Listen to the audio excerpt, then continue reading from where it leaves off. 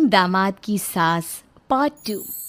अब तक आपने सुना कि कावेरी जी अपनी तीनों बेटियों ईशा, मोहिनी और सुहाना की शादी 3 घर जमाई लड़कों के साथ करवा देती है। उन्हें लगता है कि ये लड़के शायद घर का कामकाज संभाल लेंगे, लेकिन उनके तीनों घर जमाई बहुत आलसी थे। वो नौकरी भी नहीं करते थे और बाहर का काम भी नहीं।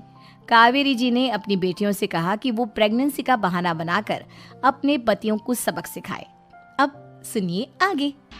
मम्मी, आपने जैसा कहा था हमने वैसा ही किया, लेकिन देखिए ना, विवेक का हाल तो वैसा का वैसा ही है। घर में ना सुबह का नाश्ता बनता है और ना खाना। नौकरी पर जाने की बात करूं तो खाने को दौड़ते हैं मुझे।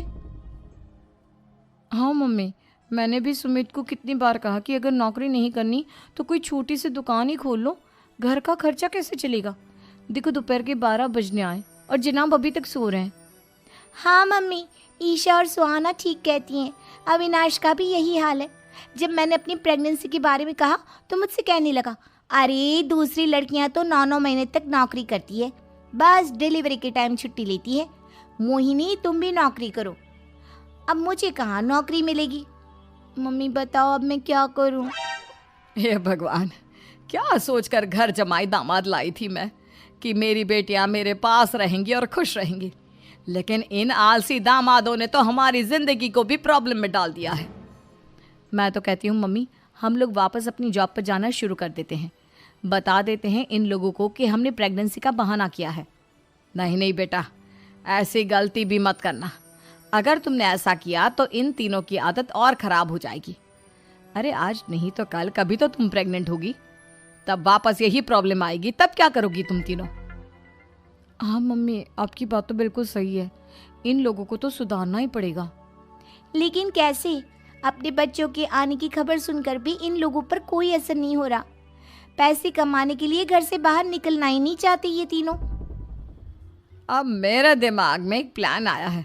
तुम तीनों चिंता मत करो, उन तीनों को बुलाओ, फिर मैं बात करती हूँ। थोड़ी देर बाद कावेरी जी अपने तीनों दामादों को सामने बुलाकर अपनी बात कहना शुरू करती हैं।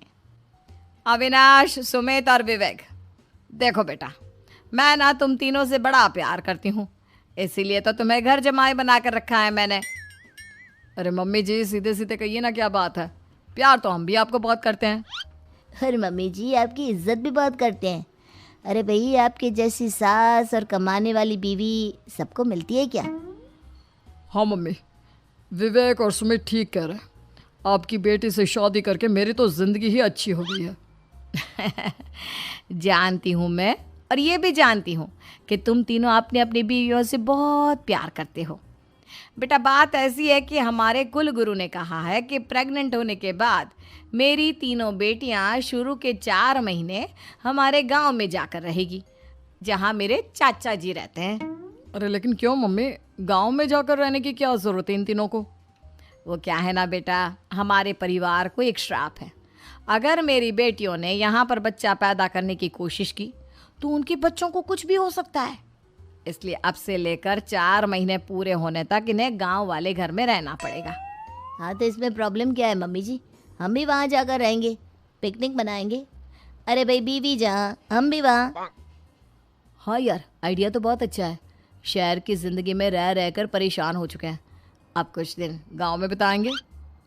तुम लोग समझने की कोशिश क्यों नहीं करते? तुम में से कोई भी वहाँ नहीं जा सकता, और मैं यहाँ रहूँगी ना तुम तीनों के साथ। 4 महीने की तो बात है, उसके बाद ये तीनों ही लौट कर आ जाएंगी। ठीक है मम्मी जी, अब हमारे बच्चों का सवाल है तो ये तो करना ही पड़ेगा। कावेरी अपनी तीनों बेटियों को कुछ दिन के लिए घर से बाहर कहीं दूसरे शहर में रहने के लिए भेज देती है। कुछ दिनों के बाद, अरे मम्मी जी, बहुत दिन से पिज्ज़ा नहीं खाया, मंगवाइए ना। क्या बताऊं बेटा, पहले तो बेटियां खर्चा दे देती थी क्योंकि उनकी नौकरी थी, लेकिन अब तो मेरे पास पैसे ही नहीं बचे। थोड़े बहुत पैसे हैं जो बच्चों की डिलीवरी में काम आएंगे। लेकिन मम्मी जी, आपकी बेटियों को वापस आने में तो अभी बहुत वक्त बाकी है। वही सोच सोच कर परेशान हो रही हूँ। सोच रही हूँ कल से दूध भी बंद करवा देती हूँ। अब दूध वाले को देने के लिए पैसे भी तो नहीं है ना। अरे नहीं नहीं मम्मी जी, अगर दूध भी बंद करवा दोगी तो मुझे चाय कहाँ से मिलेगी? और चाय के बिना मैं तो मर ही जाऊंगा। क्या करूं बेटा, इसके अलावा हमारे पास कोई ऑप्शन नहीं है। मेरे पास पैसे ही नहीं बचे। इस तरह कावेरी जी धीरे धीरे अपने तीनों दामादों को पैसे देना बंद कर देती हैं और घर में खाने पीने की चीजें लाना भी बंद कर देती है। अब वो तीनों बुरी तरह से परेशान होने लगे थे और इसलिए एक दिन तीनों प्लान करके घर से बाहर निकलते हैं और बाजार में जाने के बाद यार अच्छा खाना खाए हुए कितने दिन हो गए, पता नहीं कब अच्छा खाना मिलेगा। हमारी बीवियों के जाने के बाद तो हमारी हालत भिखारियों जैसी हो गई है यार। कुछ भी हो, मुझे तो आज पिज्ज़ा खाना ही खाना है। जेब में 1 रुपया नहीं और पिज्जा खाएगा, कहाँ से आएंगे पैसे? अरे देख वहाँ सामने बोर्ड पर क्या लिखा हुआ है, कंप्यूटर पर काम करने के लिए एक आदमी की आवश्यकता है। भाई मैं तो जा रहा हूँ, काम करूँगा और शाम तक पैसे लाकर आराम से पिज्ज़ा खाऊंगा। जा जा, तुझे कोई काम नहीं देने वाला, हम तो घर जा रहे हैं। चल भाई सुमित। सुमित और अविनाश वहाँ से चले जाते हैं और विवेक उस कंप्यूटर शॉप पर सारा दिन काम करके 5,000 रुपये कमा कर घर लौट कर आता है और अपने खाने के लिए अच्छी अच्छी चीज़ें भी लेकर आता है। ये देखकर विवेक और सुमित के दिल में भी कुछ पैसे कमाने की इच्छा जागती है। अरे सुबह सुबह कहाँ चल दिए तुम? मम्मी जी एक बहुत अच्छी जगह मिली है, कंप्यूटर पर काम करने के 5,000 मिले थे कल मुझे। अगर रोज़ काम करूँगा तो पूरे 40,000 की तनख्वाह। अरे वाह, ये तो बहुत अच्छी बात है दामाद जी, आपको जाना ही चाहिए। सुमित और अविनाश विवेक को इस तरह तरक्की करते देखकर परेशान हो जाते हैं और वो दोनों भी काम की तलाश में निकल पड़ते हैं। धीरे धीरे उन दोनों को भी काम मिल जाता है।